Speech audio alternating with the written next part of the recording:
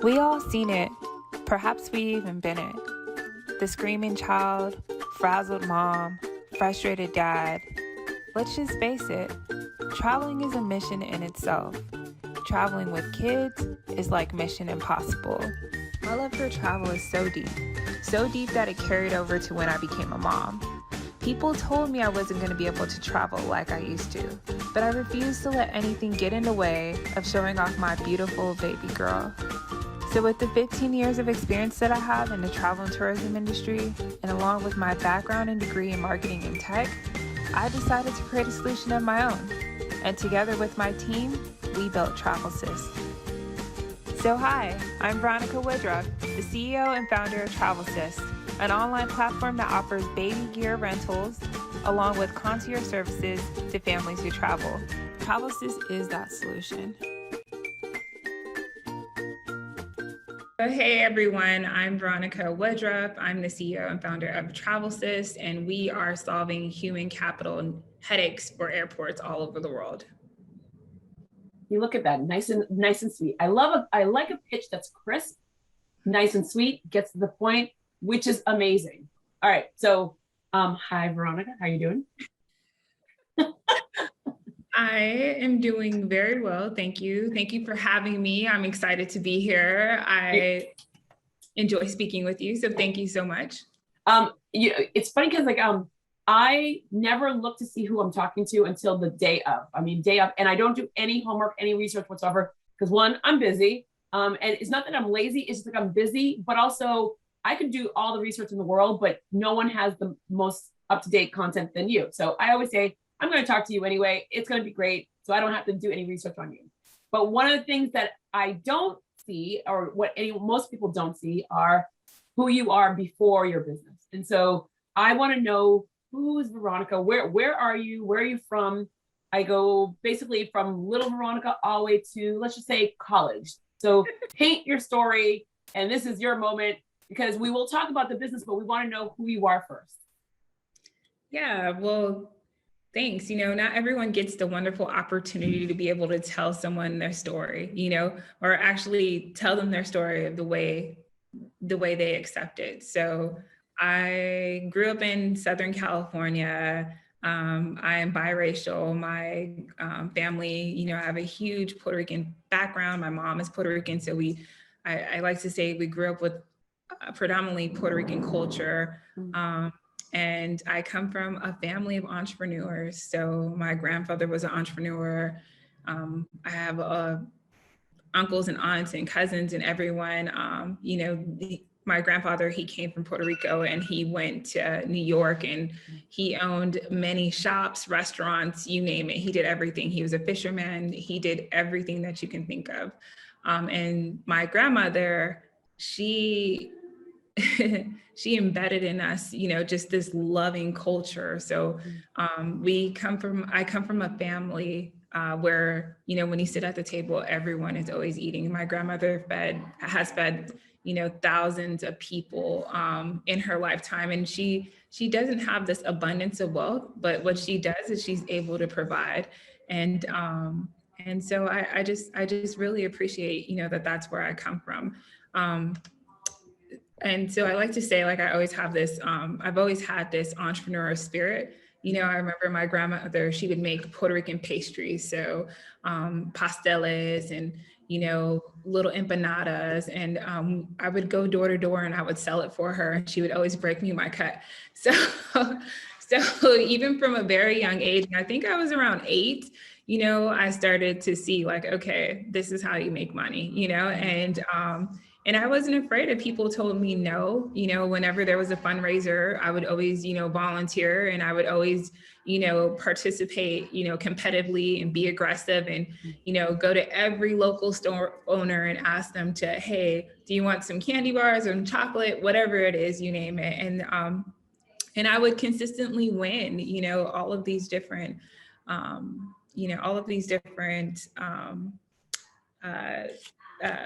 whatever it was, that we were fundraising for. And then I started to realize hey, a group of friends, we were uncomfortable with our food options, at our school.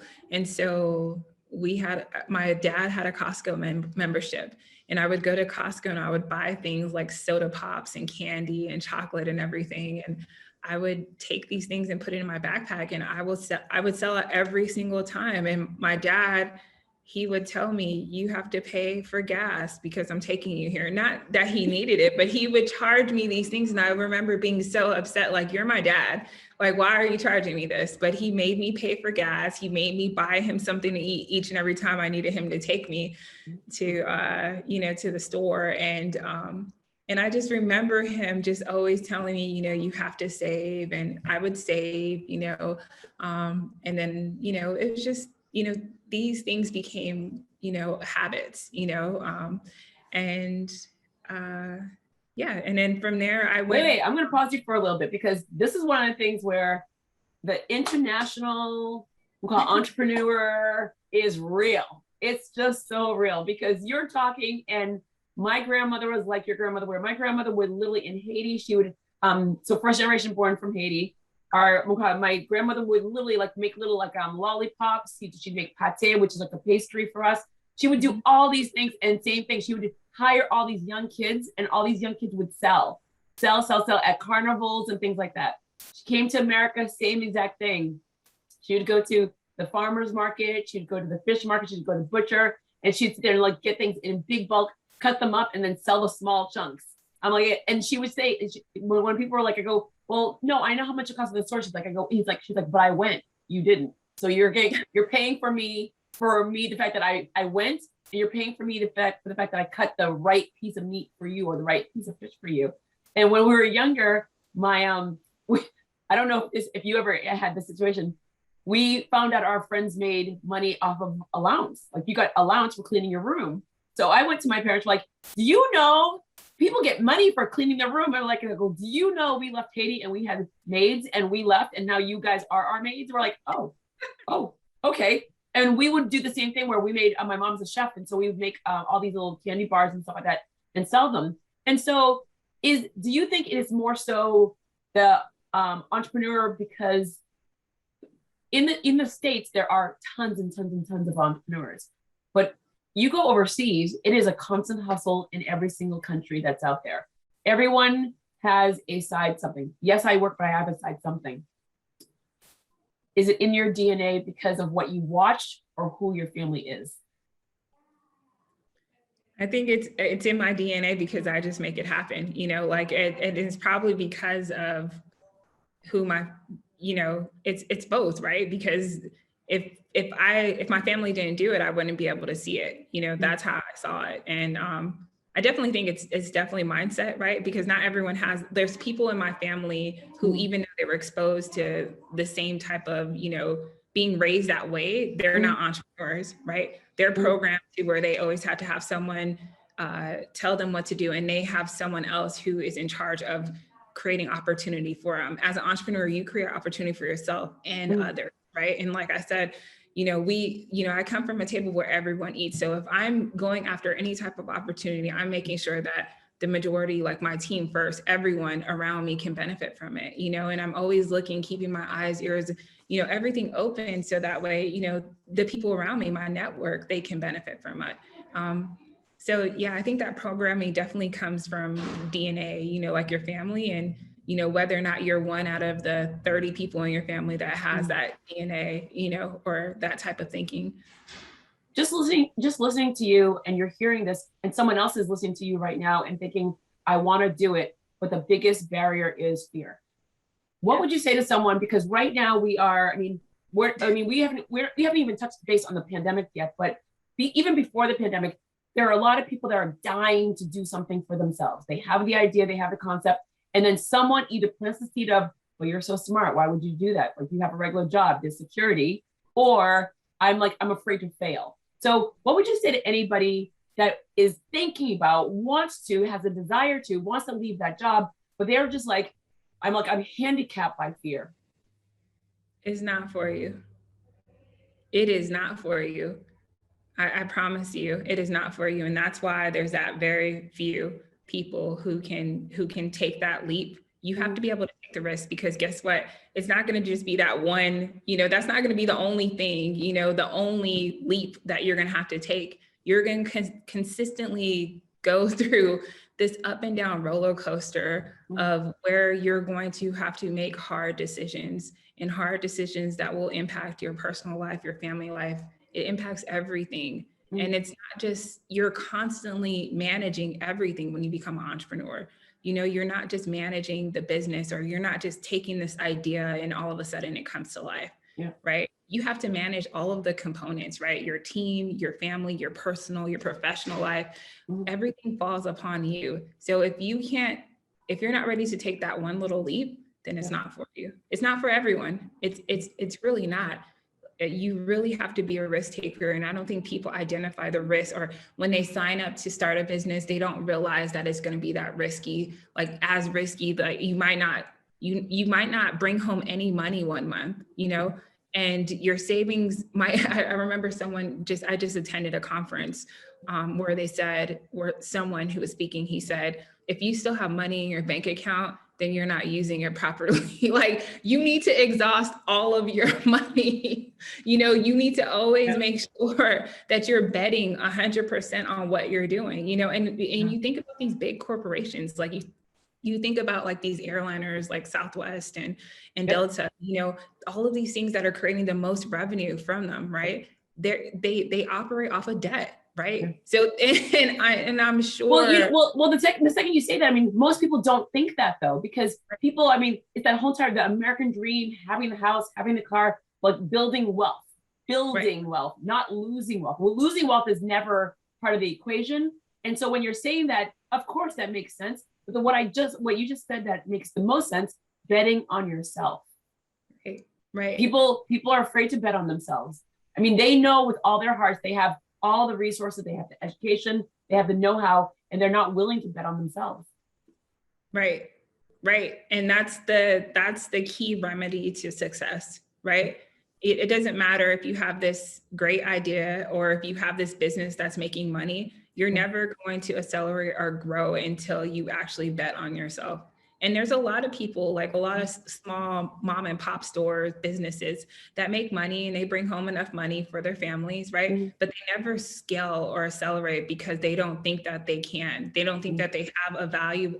They don't think they can bring enough value for, a majority of people or, or companies. They don't believe in themselves that much. The irony of that is that, and you said it, and my grandmother did it, where your grandmother didn't have much. My grandmother didn't have much, but she worked so hard, and she was always like, on Sundays, she would make a big old thing of soup. She'd make rice and beans. Everyone could pick up their Tupperware for the week. Everyone, like every Sunday, people knew. Mine was always in the freezer. She's like, don't touch Jodi's, it's right there. But like literally there'd be, people knew what time they knew what time the soup was ready. They knew what time the rice was ready. The fish, chicken, whatever's, and all the Tupperware was ready to go. She didn't have much, but she made it stretch. And so with small businesses, they don't have much, but that's where I'm like, the disconnect comes from. Their tables were always full. They could always provide for the family, but they didn't equate that to making it stretch and making their businesses grow as much as making their families grow. Right. But, and a lot of it, because, a lot of it comes from like, especially like being women, like we're wired and we're programmed to operate on systems, right? So your grandmother was able to do that because she knew how to identify and create systems to make it easier to stretch out whatever food she had to be able to feed every single one of you and your family, but as well as friends, church people, the whole village, right? Feeding the village, because that's what they do, that's what they do. But when you think about other people who are, we have these families and I know you went to Ivy League school, but families who, they have a lineage of people, of men, who, they graduated from Harvard, and, his great grandfather graduated from Harvard, and, their great grandfather graduated from Harvard. They're in environments where they're trained for success. They're trained to think big. They're trained to not, they don't have to worry about eating, they don't have to worry about survival, because they're used, these things are, they're not, there's no question mark there. You know, they're always going to have those resources and those things. Although they're trained to succeed because it's the lineage, we're trained to hustle. And when I'm with my entrepreneurs and I watch my friends that went to Harvard, I go, and yes, I have full disclosure, I have a certificate from Harvard University as well. But I go, but I have my counterparts, they don't know how to hustle. They have no idea. And so when the pandemic happened, I saw so many of my friends were like, oh my God, I can't breathe. And I'm like, I mean, what are you talking about? I mean, like, I go, just like keep yourself healthy and you're going to be good to go. And a lot of people that I know, high degrees, good jobs, they succumbed to what was happening. They had no idea how to hustle. They had no idea how to be creative or think bigger. And so it was to their detriment where it didn't benefit them. Right. Right. And so that's why, and I feel like that is why it is, you know, that's how we create the most value. And I'm not, entrepreneurs who come from this background, that's, you know, where you have this spirit, where you can be able to, you're able to hustle, you know, I hate saying hustle because really it's more than hustle, strategy, right? But when it comes to us that come from these backgrounds, they want to say it's hustle, right? No, we're strategic, right? We know how to create these systems, put it in place in strategy. And not only that, like we have great spirits because all of our ancestors, they died for us to be able to win, right? And so that's what you're seeing right now, these like, you know, these change makers, right? Who aren't just like building successful businesses, but they're actually changing the world, right? Because their ancestors, they made sure that they do not forget where they come from, right? Worked very, very hard. So it's so important for us to make sure that the next generation does not have to work as hard, right? They don't have to feed 20 people because we're making it, you know, and I think of Gooder, you know, Jasmine Crowe with Gooder, you know, and her solving, you know, the hunger problems for feeding the homeless, you know, just like these systems, because really, you know, they can say, you know, all these different things about like food scarcity. And I'm not saying that it doesn't exist, but really the earth provides enough for us to eat, right? It's just building the right systems to be able to feed everyone. Exactly. And putting those systems in place, right? So what you have is you have, you know, mindset, but you have strategy. And then once people are introduced to technology or just, you know, different things, you know, it's a whole different beast. No, it is. I mean, honestly, I go and that we can have a whole different conversation about that. But we're gonna pause right here and go back to you. So now you're like, you're growing up in this, like, I mean, this entrepreneurial ecosystem. You're learning, you're seeing, you're learning different systems. I could use system, but I like hustle because Haitian hustle sounds better than Haitian systems. So, so where do you go from learning, seeing, being absorbed in this culture, and then where's school? What happens next? What jobs have you had before you start the business? Before you even have the idea of the business? Yeah. So, I mean, before that, you know, I played sports in college. You know, I started playing basketball from a young age. So I'm used to being on this team environment and in this team environment and then also winning, right? So we won conference championships. We won, you know, you know, summer leagues. You know, I come from, you know, just a background where we were trained never to be satisfied and always to win, right? And you know, practice the same way you play, all those different ingredients. And then on another side, like a spiritual side, I also grew up Jehovah's Witness. You know, I'm no longer a Jehovah's Witness, but I grew up that way. So a lot of that you know, it pushed me to like do a lot of impromptu speaking where I was meeting strangers and, you know, trying to get them to resonate with whatever my righteousness was at that time. And, but what ended up happening is you end up making really good conversations and learning about other people's beliefs and learning how to still try to find a way to say whatever you wanted to say to them. I went to college in Monterey Bay. It was a great opportunity for me to go to school there. I met wonderful people and had a large, you know, community of supporters. After that, I worked in the travel and tourism industry, and I was in a room, not only was I servicing travelers, but I was also in rooms with corporate leaders who made innovative solutions and decisions that would progress their company using technology. And I was able to solve problems with them. I participated in hackathons, think tanks, and, just a variety of meetings where my problem solving was needed. It was necessary. They wanted to hear my opinions, and it wasn't until then that I realized, this is nice to be able to make money doing that, but I have bigger problems that need to be solved. And one thing that was itching me was, every time I used to travel a lot before I had my family. Yep.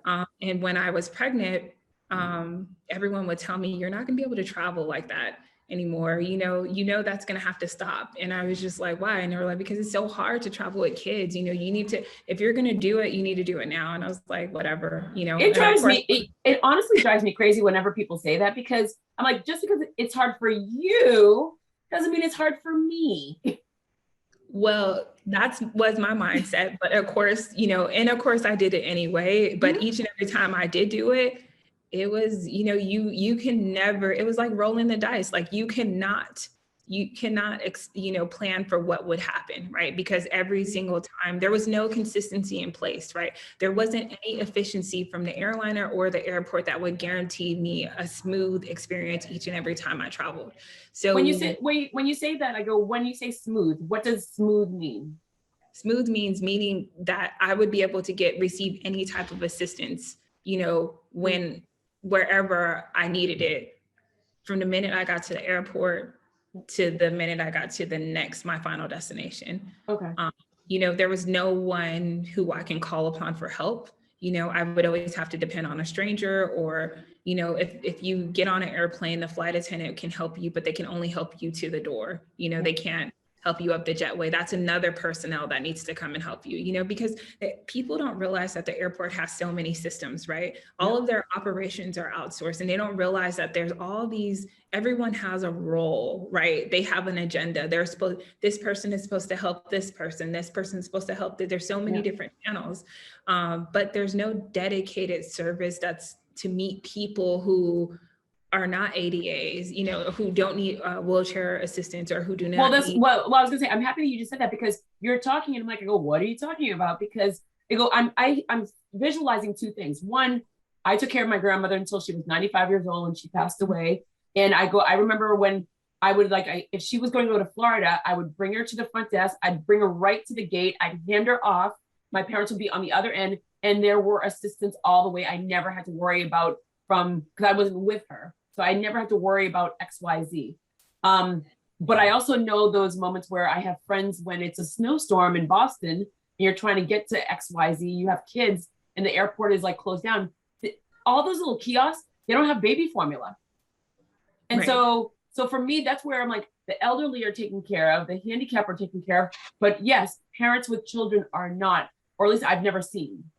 Yeah, but and even to the point where, yes, they're taken care of, but it's like, how are they taken care of at what capacity, right? Because we've all been there before, where we're on the plane and, as you're exiting off the plane, you're always seeing the people who are disabled or elderly having to wait, right? Yes. And know that when you travel, time is of the essence, right? And the first thing that you do when you ask someone who is in need, that they need extra assistance, when they're traveling, you say, how's your experience, right? And they're able to tell you whether or not they missed their flight because they were waiting on extra care, or whether or not, that relationship, how was it? Did they make an impressive impact, that would make that passenger, like your grandmother, say, oh, I love, this airport, I can't wait to travel through that airport because they are the best in customer service, right? Yeah. They met me on time, and it's, they almost rolled out the red carpet. You know, it's being able to make that type of impression when people fly into your city, you know, that when people travel, that's going to make people want to continue to travel over and over again. When I flew with my daughter, I did not have that impression. When I flew with my daughter, not only was it a struggle for me to lug and tug my baby gear with me and, you know, needing someone, an extra set of hands to help and meet and assist me so that way I can carry my baby or even use the bathroom. I didn't have that, you know, because I didn't qualify as a person needing wheelchair assistance, you know, or I didn't want to take away from someone helping someone who may have needed it more. And so that's how we came up with Travelsist. And when we went to market, you know, we founded the company and established it in 2018. When we first went to market, we were servicing people with baby gear rentals off of Facebook Marketplace. And it was really interesting because we got a lot of, you know, people who paid for services, you know, and we launched our beta right at the pandemic. And it was a very hard decision to make, but I cannot, and that was scary, right? You know, like, do we launch or do we wait? You know, and when you're an entrepreneur, you can't wait sometimes. Wait, quick question. So you started in 2018. You launched and partnered. So how did it work out? So did you partner with the airports? Did you partner with the parents? Like, how does it work overall? Like, I'm a parent, or I'm just like a person that needs you. Like, how do I find you? How does it work? What are the services? Yeah. So before, when we did our beta testing, we were completely B2C. You would have to go to a Travelsist website to be able to book services or rent product, right? But now we partner with airports and airliners, right? So they offer it through their websites, and you're able to, you know, click on a button and it'll redirect you to our platform, and we run the operations behind it. So we are servicing concierge to meet and assist customers, you know, when they travel. But there's a whole bunch of other stuff that's in between that. So there's a lot of technology that's in between that. So it's a lot more, but on the user side, the end user is always the customer, right? They're always, you know, we're creating a better experience for the customers, but also we are helping the airports and the airliners be compliant to their certain needs that they have to address, you know, and at the same time, we are approaching an innovative way of the way people have traveled. You know, there hasn't been any innovation in this space for over 50 years, and we're providing something completely different. And that is by creating on-demand assistance, by you having the ability to request where and when you need assistance.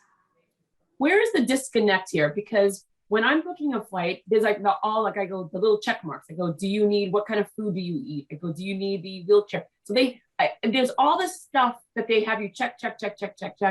And in my mind, even though when things don't happen, the food's not right, the seat's not the right way. Look, in my mind, I'm thinking I blame the airline, not the airport system.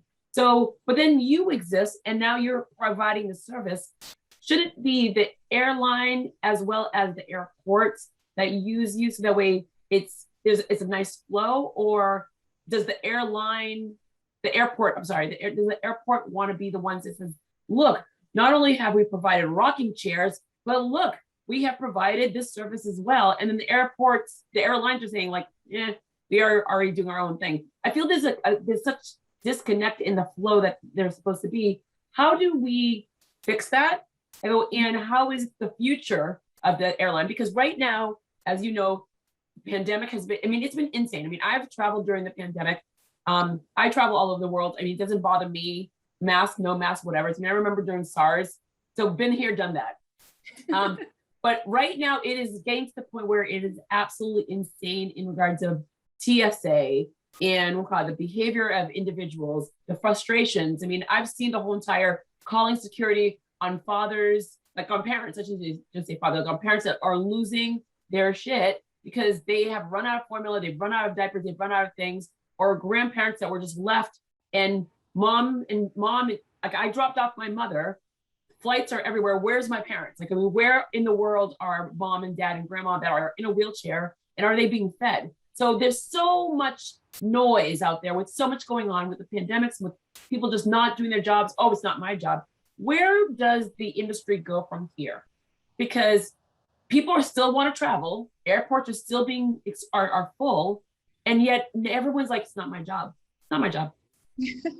Well, the reason why, that's a really good point. And and actually, it's, it probably would be the best thing to talk about right now, because the airports are overworked and understaffed, right? And it's not just at the airport, it's the airliners, it's all across the travel and tourism industry. And that is just the aftermath from the pandemic, but what we see is that, we learned a lot from the pandemic. We learned that, infrastructure needed to change. And now, because this is going to be, their experts are saying that we are going to see the most people ever travel by air by year 2023, right? Why?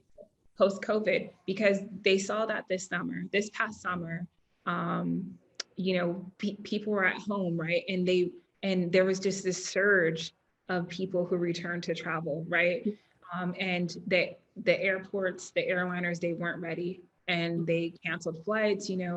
There's a lot of things that happened in between that, right? And it wasn't because, it wasn't because they weren't prepared, because they were always prepared, but it's because they lacked enough, human capital. They lacked enough support of people. When there's chaos, you need people to direct and move people around. Right? When you're looking for your grandmother or your grandparent, when you're worried about them, because they have to wait, long lengths of time to be able to receive assistance, that is because there isn't a personnel or a staff that can go and meet in a system, in an organized manner of when they need to be serviced or served. And so that's where we come in. So when you ask, like, what is the problem? How do you change it? How do you fix it? It's a human capital problem, right? And it's incorporating a system that can save people time, right? But also save airports money and solve this problem in a way that still guarantees and executes on customer experience and customer service. Human capital. April, 4.4 million people walked away from high-paying jobs. Individuals that were working at Dunkin' Donuts got unemployment and finally went online, took online classes, are getting better jobs. The human capital for all the billions of people, the 8.5 billion of attendees that we have on this planet, and they're trying to find better for themselves. So how do we fill this problem where people are paying? You thought it was like hard to find a house right now. It is hard to get someone to come through your doors right now. And people are paying top dollar, huge, obscene signing bonuses just to get them to fill these jobs, especially because the holidays are coming up. So how do we fill the human capital? How do we, we need to fill the channel of human capital. We have a lot of individuals that are like, I want to travel, I want to see the world, I want to go back to the way it was. And all these companies are like, it's going to end up shutting down. Southwest Air, perfect example. What a cluster that was for quite some time, where they were like, it's the blame game. We have people, we had different schedules. Tons of information kept on going on. But guess what? Those customers were still saying, like, we are trapped in areas because we can't get back home. So how do we fill the human capital? How do we get people getting excited? Even I spoke to another gentleman on his name is Pierre Laguerre, and he's in the trucking industry. And I'm like, oh, how do we sit there and solve the supply chain? There are trucks that are just stacked up in California or in Seattle or in Massachusetts, but there's not enough truckers. So how do we solve this problem where people want to go, but there are people that are like, I want to go too, but I'm not going to be the one I'm not going to be there. But then there's those other individuals that these jobs might be perfect for them. They're now upscaling where I'm no longer working at Starbucks and Dunkin' Donuts. I can get a job at the airport. I can get a good job. How do I find that job? How do I qualify for that job? I'm ready. Yeah. So the difference is you don't leave where you're loved, right? And we both come from Caribbean descent, right? Afro-Caribbean descent. And we both come from probably families that, that's the number one offering is love, right? And if you think about it, when people have really, really good jobs, they don't leave. They don't leave to a higher paying job because of the way they're treated, the way they're respected, and if you think about it, all of these airports, they're located in opportunity zones. So in most opportunity zones, the median incomes are under 30,000 a year, so a lot of these people, they live in poverty, so being able to give them a role where they can have an ego, right? Where they look nice, they can go to the airport, they can meet lots of people, because that's the beauty of travel, right? We don't travel we don't travel just to explore. We travel because it's about who we're going to meet, right? Mm-hmm. And when you work at the airport, you're always meeting people. It's a wonderful opportunity. Trust me, I know I've done it for so many years, and what the biggest impact, let me tell you, is not how much money you make. It's the who you meet and how those people influence your life. 100%, 100%. It's a 60-second conversation or everything. That's how Travelsist employees, that's how our contractors, that's how our concierge, that's how they're trained. They're not just trained to offer a service, right? They're trained to create impact and also bring back people to our city, and whatever city that they're from. Mm-hmm. But to answer your questions, like, how do you keep them? How do you keep them? Keep them, and then keep them, as well as how do you get them? Yeah, well, it's a lot of things, right? It's giving them flexible work options, right? It's giving them fair pay, right? It's offering more than just a job and treating your employees with a level of respect where they're going to want to return to you over and over again. I worked for Southwest Airlines for a long period of time in my life. And it was when I did work for Southwest, it was under the leadership of Herb Keller, right? And one of the biggest things, their company culture was love, right? The whole one love thing, and anyone that knew him knew that, it wasn't a problem for him to get people to come to work, right? Because he made them feel rewarded. He made them feel, he made sure they were the highest paid, and when they did celebrate it, he wasn't giving people, just, bar liquor. It was always top shelf. He went above and beyond to make sure that his employees were treated like family, because if they don't come to work, then his operations, Southwest would not exist, and so that's, it was great to be able to have the opportunity to be a part of that culture. And that is something that our leadership focuses on when we hire employees.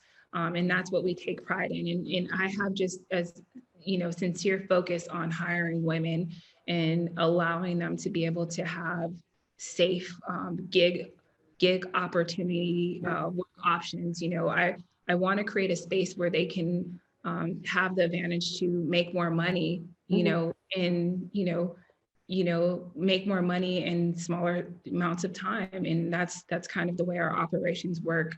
So, but that's a whole different subject. That's a lot to talk about. And well, no, but I love that. And I'm going to ask for the when someone works, so I'll get you say, I want to become a concierge. So I come to you, how many gigs would one have with you at a time? So what does my schedule look like? Or is it a fly by the seat of the moment where you get a phone call saying, is it like I'm a human capital at the airport, like I would be a Lyft car or Uber car?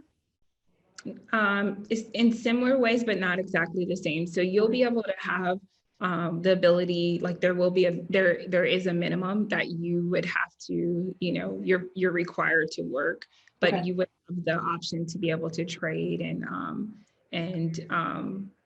you can either work more or you can, trade down and work less, but you will have the opportunity to be able to trade with other team members, and you can set your schedule. So the majority of the airports, they operate, they have to be in operation for, mostly 24 hours or sometimes 16 to 18, depending on where you are. Yep. But that allows a lot of flexibility with, with people's work-life schedule. If they have a full-time job, then they're able to, this is a great part-time job. And, a lot of our shifts are 4-hour shifts. So that's enough time to make a few extra dollars, but, they're not just extra dollars, it's enough to create some impact, in the lives of some of these people who really need it. Do you have to have, all right, so is there an age limit? Because I mean, I'm in Massachusetts, college town, perfect job for college students, but do you have to have security? Like, I mean, so clearance to go, and are we on which side of the gate are we on? Because obviously after 9/11, you can't go through the gates anymore. So what's the age limit? What are the credentials that you need?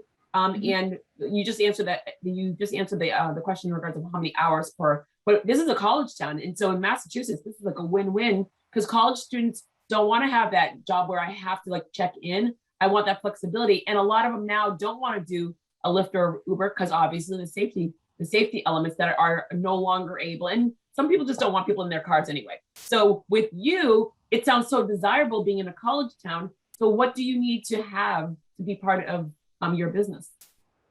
So you definitely need to have, we do personality testing. We do background checks and vetting checks. So, you have to be able to pass, airport screening. We do personality testing because, we're not just hiring just anyone. We need to make sure that, you will be able to provide the consistency and customer satisfaction that, lies within our mission. And so, that's pretty much it. As long as you can pass the background check, as long as you're a professional and you're willing to be able to be reliable for your shifts, then reliability is key across the whole entire industry. Yep. So especially when you're providing human capital needs to a large entity like an airport. So that's something that we provide, that we pride, in when we hire our concierge, is that, one, you're reliable, one, you're professional, and two, like, you have a good heart, you're able to be, empathetic to people who are traveling and people who are traveling with needs. And that's it. We have all the training and everything for them. And we that's one of the, a good benefit about Travelsist is we've been able to automate the training in a way that you can get it complete in a small length of time, or shorter length of time. How many cities are you in right now? And so how many cities are you in right now? And what is your plan in regards of, like, obviously scaling to other locations? Yeah, so we have 8 cities that we're targeting for next year. And right now we're still building. So we're building out technology. We are, partnering with some of the busiest airports. So we're in a really, really good place to bringing change to travel and innovation, again, where it's necessary and at a very good time, which is now. I love it. I love it. March 2020, the insanity. You start, like, you're in the travel industry. You're hearing the buzz. You have a business. Tell me about what was your feelings and your thoughts as you're hearing the buzz of what was happening. Did you believe it? Did you not believe it? What's happening? But then it just started to, like, escalate. And where are you now? Like 19 months later, where are you now in comparison to where you were then? Yeah, it was a lot, it was a lot. I'm not gonna, there's no way to polish that up. When I heard that they were going to shut down the nation and they were going to shut down travel, it was interesting. Well, they didn't really shut down travel. They just encouraged people not to travel. And when, that encouragement made people not travel. Yeah. So it was literally a ghost town at airports, and a lot of people, not even just in the travel and tourism industry, they lost their businesses, it just was, there was a big tidal wave. And but what I did do is I did more research, right? And we started building again, and we continued to build, and we tried, and we kept trying, and whatever customers that we can serve, we serviced, right? And we use that for discovery, and we learned more. And, you know, whoever we were having conversations with, we continued those conversations. And we were able to, you know, come out of that with really, really strong relationships. Yeah. You know, we got new team members to join our team, you know, and to help us build. And, you know, we grew up, and we grew up the hard way. And sometimes that's the best way, you know. But yeah, it was a little scary, but we're here. And we always knew that travel would return. We knew that it was always temporary, right? And so knowing that, because people, you have to know, like, I mean, even the planes, like everything, that's a huge part of the US economy, or the world economy, you know, travel and tourism. It's big, it's huge. People aren't going to just stop traveling. And as you can see, they went back eventually. And everyone is itching to go back again, you know, even more people, they're planning their trips for next year.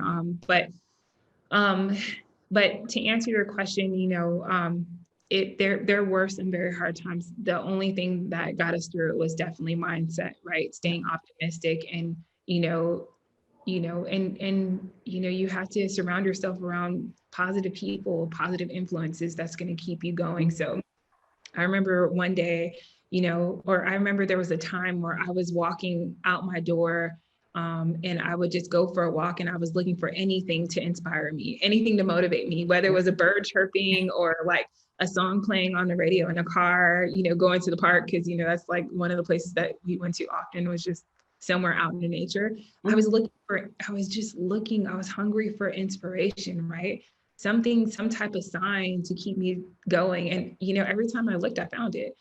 And it was always there, whether it was the moon, whether it's flowers, whether it was something, whether it was a letter in the mail, whether it's an email, I always found inspiration. And it got me through, you know, these past 18, 19 months, you know, and here we are. I love it. I absolutely love it. How do you take care of you? Because you have to take care of you, your business, your family, your team.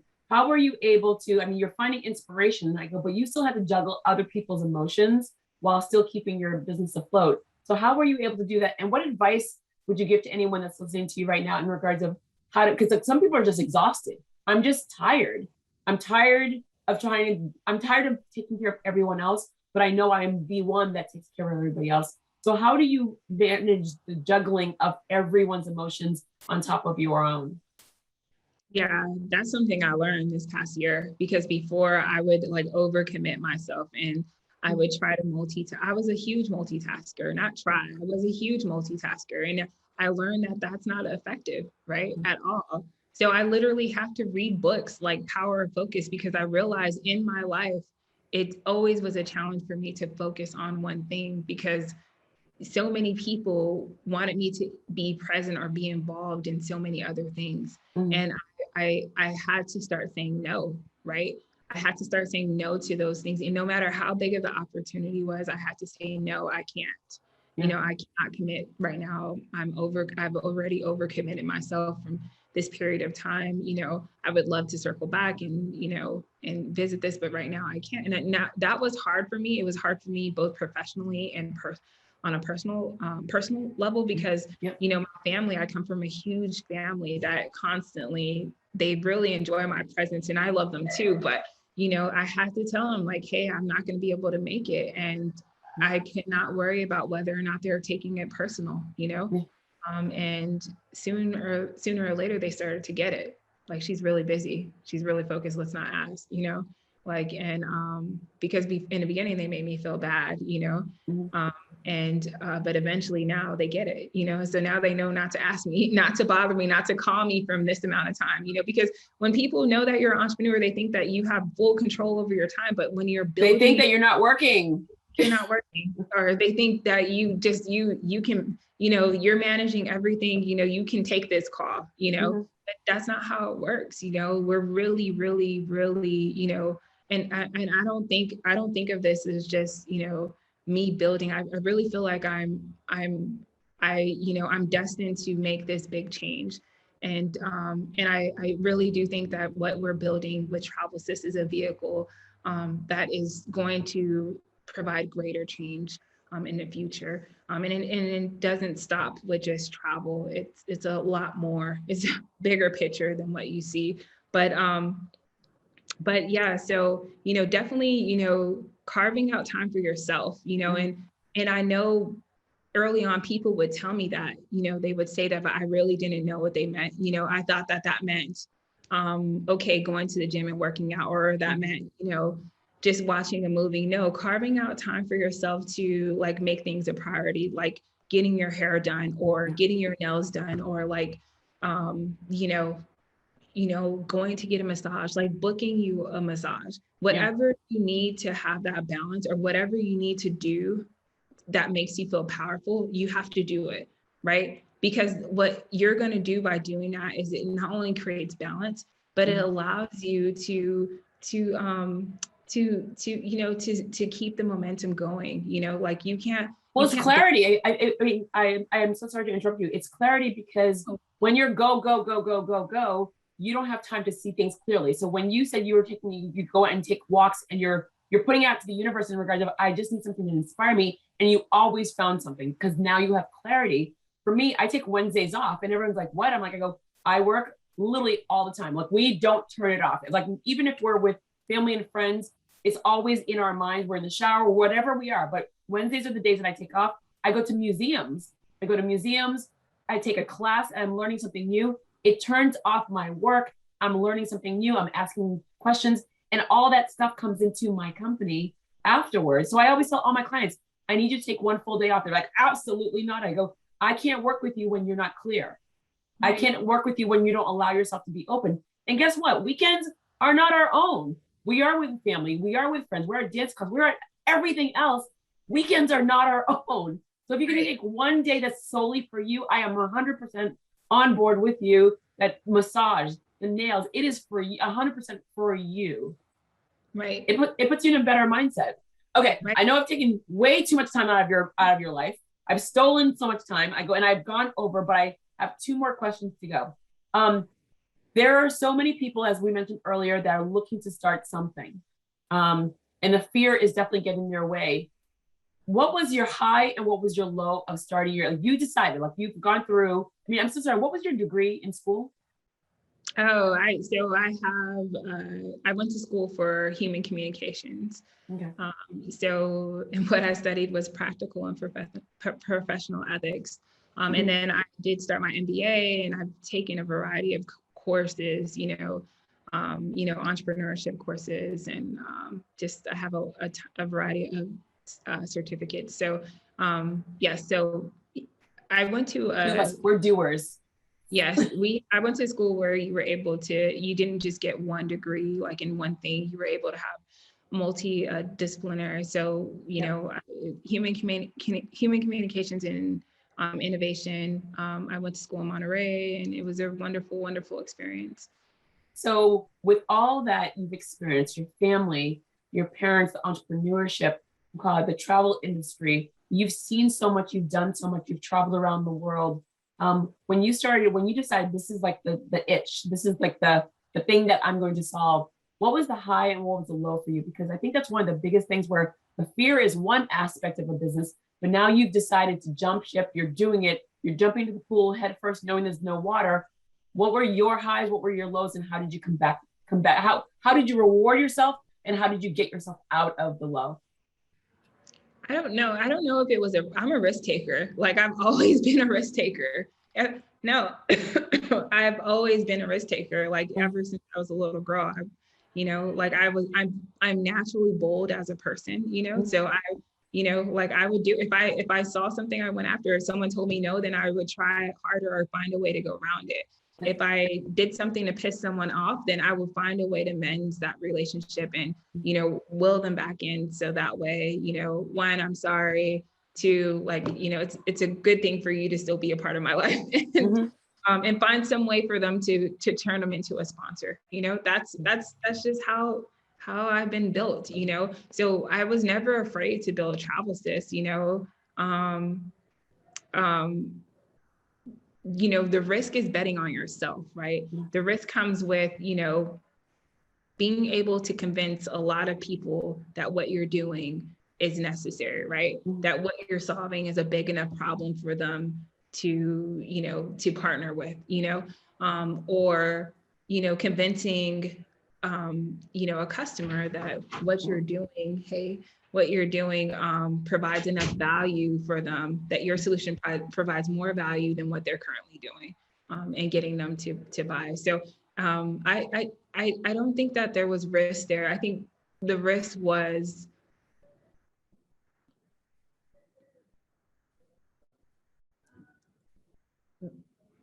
I don't know. I just don't think that people would just do, I think the difference between,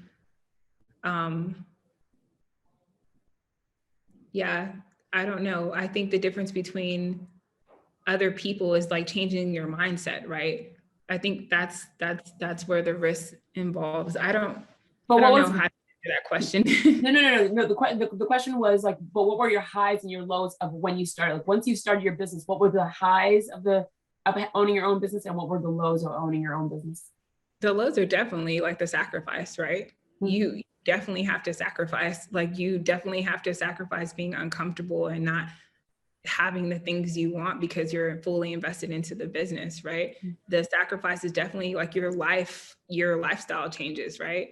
You can't always buy a $6 latte all the time, until you get to a point where, you're getting enough revenue coming in where, okay, now I need the $6 latte because it makes me feel powerful and it's definitely necessary. So I have to drink my $6 latte, but it teaches you have to button up, and there's the grind and the glory. And definitely when you first start off, it's definitely not the glory. It's definitely the grind, and you grind the hardest and realest ways. When I started this company, I was going through a divorce, and that is one thing you do not want to go through at all in life. But going through that at the same time that you're building a company, you're starting a company, it's just like a double wham. But that, to me, that's been the story of my life. Like I've always have to work really hard to get what I want, and I felt like, everything that I was going through, it happened for a reason. Yeah. And some of the highs would be, during the time that I was going through a divorce, I was surrounded by badass women who were powerful. And guess what? They went through it before. So they not only were they leaders, in Atlanta, and they were successful and they were wealthy and, but they did it before, they went through it. So I had a community of people saying, oh, don't worry about that. Like, and so I'm looking at them like, how are you going to tell me don't worry about that? They're like, you need to hurry up and end that, or just, they were just, it was like relief. Like, okay, you've been through this? Yes. And, I'm over here freaking out like, oh my goodness, not again. And they're telling me like, don't worry about that. And as soon as I just kept,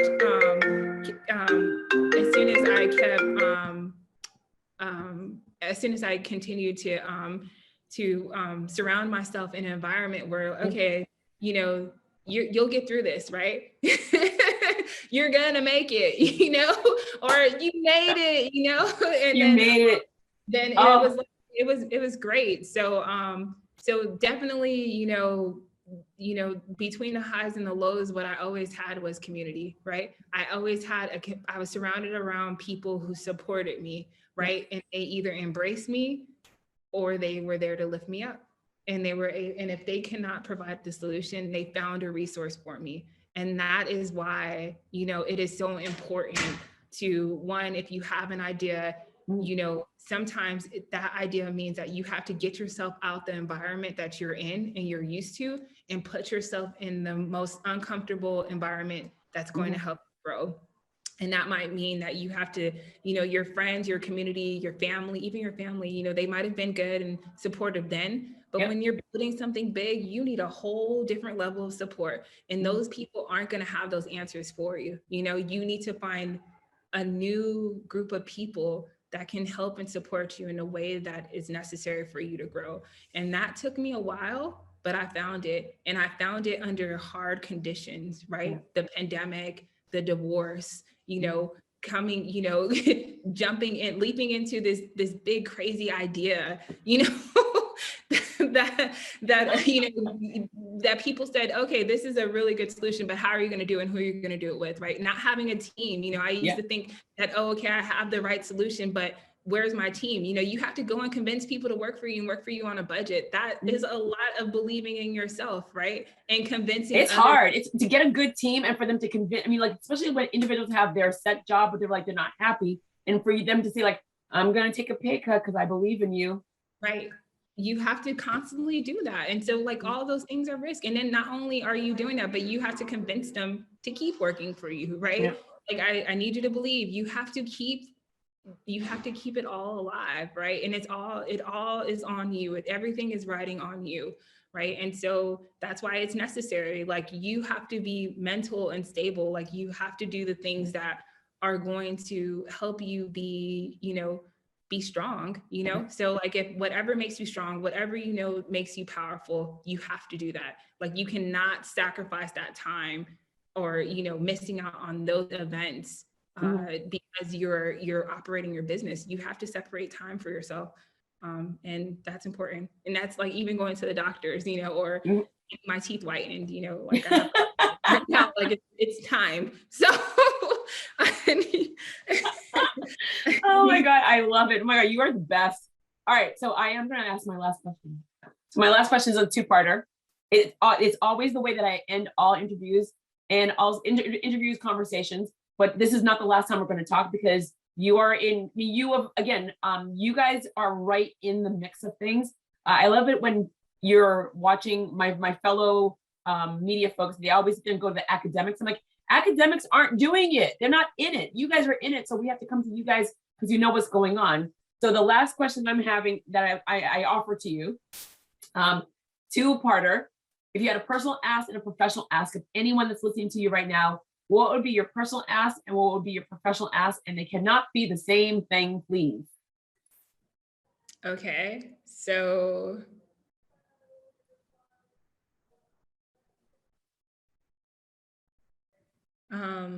okay.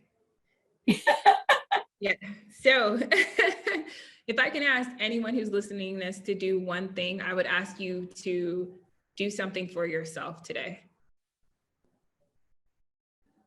Veronica says, do something for yourself. And that's it. That's the personal. I love that one. Okay. So what's your professional? Professionally, we're looking for the right partners, right? To, continue to build and to help us,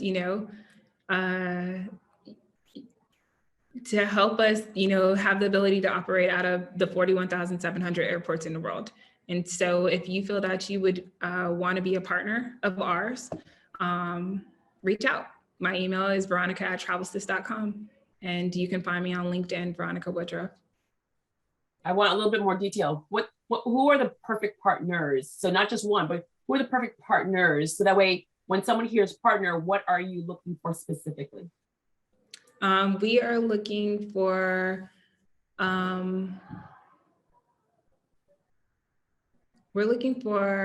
we're a part of Techstars, right? Mm-hmm. So we are having our demo day come up soon. It's actually December 15th. Okay. I'm not sure when this would air. Soon. Okay. So yeah, so you can reach out and I can find a way to have you and I meet in person, but we're looking for partners to that are ready to roll their sleeves up and get their hands dirty and continue to build with us, right? So if you feel that you can be a valuable asset to either our operations or, if you feel that you can invest, then, come meet with me and let's explore opportunities. Perfect. I love it because you know what? I always tell people, like, I go, be as clear as possible because when it's clear, then we know. Because, like I go, someone says like, oh, I'm looking for a job. I'm like, okay, what does that mean? Versus I'm looking for a job at blah, blah, blah company. I'm like, I know 5 people. I'm going to make that introduction. So that's a good thing. And the best part is the Techstar community is huge. Right? If you know that you're needing the help, and just like with your grandmother, just like my grandmother, our parents, they weren't afraid to, like my dad said this all the time, because you come to America, you knew what relative that was going to be there for you, waiting for you at the airport. but they opened up the doors. They introduced you to all these different things. They had jobs ready for you to go, and then you built it from there. And my cousins, like my older cousins, are the ones that my parents would be off, and they would see them take care of us when we were in New York. And then when we came to Boston, we weren't allowed to go. We weren't allowed to leave the house. But it was great because now for my little cousins, I do the same exact thing. I go, the doors are always open because it's just the generational passing of the torch. And so with companies and businesses, same thing, where if someone needs something all I have to know is what it is, and I hear it. So this podcast is just that for you guys. It's not just me conversing with you now. I'm here with you, whether your company succeeds or fails, you're still the asset. You're still that expert that I will always reach out to, and whatever door can be open with this podcast. And this is why I started it. Let's get a lot more doors open for you guys, because you guys are working so hard, and you're working hard. Let's just get a lot more people to be aware of you on a global level. And how many airports in this country? In this country, well, all over the world is 41,700. So they're both private and regional. We're targeting 8 of next year. There's about 37 that we've approached already. So there's a variety of both international and regional, but we offer service to both because we help them meet their compliance needs. So I love. I mean, I as a traveler, I love it. I mean, I 6 out of the 7 continents. I go for work. I mean, I'm like have car, will travel, whatever. I mean, get me to areas where I can learn from other people. And so I love that you exist. And I mean, and you came up, and I was like, I mean, you just popped out off of something that I was reading, and I'm like, oh, no. This is exactly what I want to promote. This is exactly who I want to promote. So thank you for taking time out of your day. Thank you, Jodi. It was nice to meet you. Nice meeting you as well. I had a really good time. So thank you again for having me, and see you next time. See you next time. And it's a great way to end a Friday. So I usually don't say timestamps. I go, it's a great way to end the week by meeting someone new. Oh, thank you. Well, we will have to catch up again. So I know we're still recording, but. Well, no, you know what? I was going to say, stay on. So we're going to say bye. Say bye, but don't hang up. Okay. Bye.